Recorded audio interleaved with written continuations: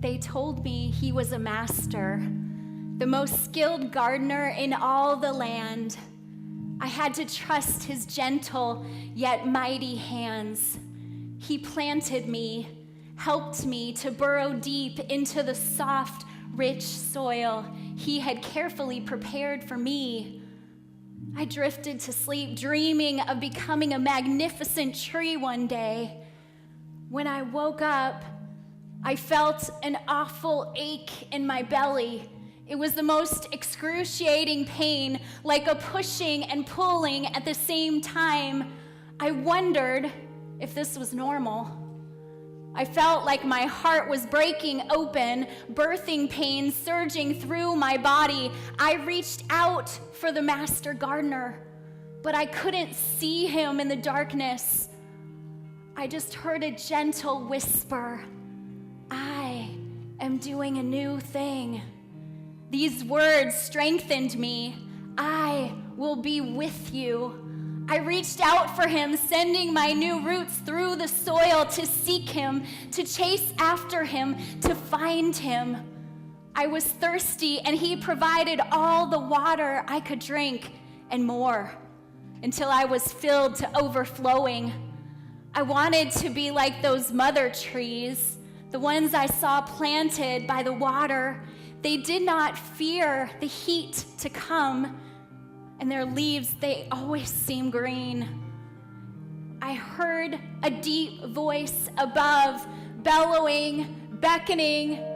"Arise, little one," he said. It was the gardener king. He wanted to see me. He was inviting me out into the world. Rays of angled light danced above me. I reached out with all the power, wisdom, and knowledge he had given me underground. He lifted my head, and I began to grow. At first, I was just a little shoot, but the more time we spent together, the longer and stronger my branches and limbs grew. I waved to the other trees in the orchard, and then one day, the gardener counselor came to me. He said it was pruning time. Pruning was an important part of the journey for a tree, he explained. Pruning would shape me and stimulate new growth. Methodically, he clipped and cut, clipped and cut, clipped and cut, and he stood back and waited, and then he cut some more. His sharp clippers touched every one of my branches, especially the biggest ones. I tried to focus my eyes on the Father Gardener when I ached, when I felt naked in the garden with my ugly, bare branches extended for everyone to see. "Abide in me," he said, to soothe my soul. "The harvest is yet to come." I waited, I wondered, I rested. It felt like many long winter days and months that I did not see the sun or my gardener friend.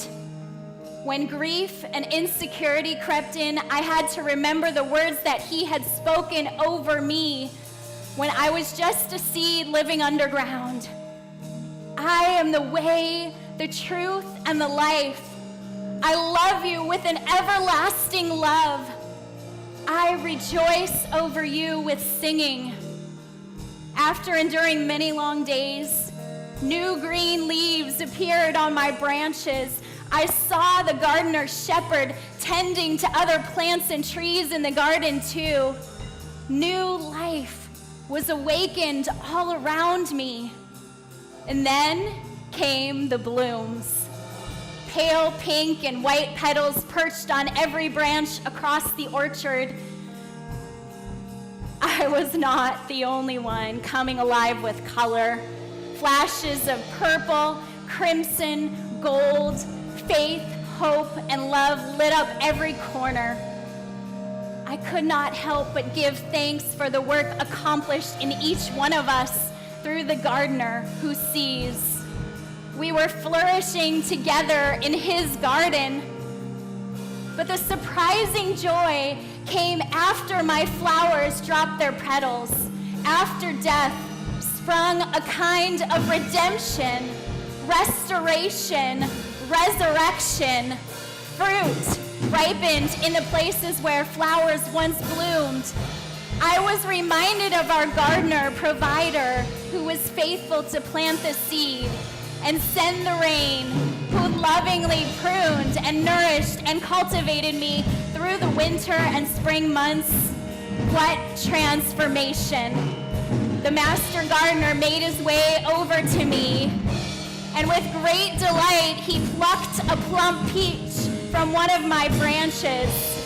He sunk his teeth into the flesh of that fruit, and juice chased down his elbow. He smiled at me, holding the fruit.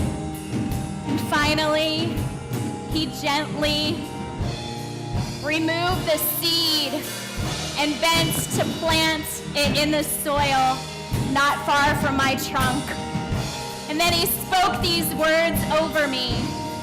And so, from the day we heard, we have not ceased to pray over you, asking that you may be filled with the knowledge of his will in all spiritual wisdom and understanding, so as to walk in a manner worthy of the Lord, fully pleasing to him, bearing fruit in every good work, and increasing in the knowledge of God.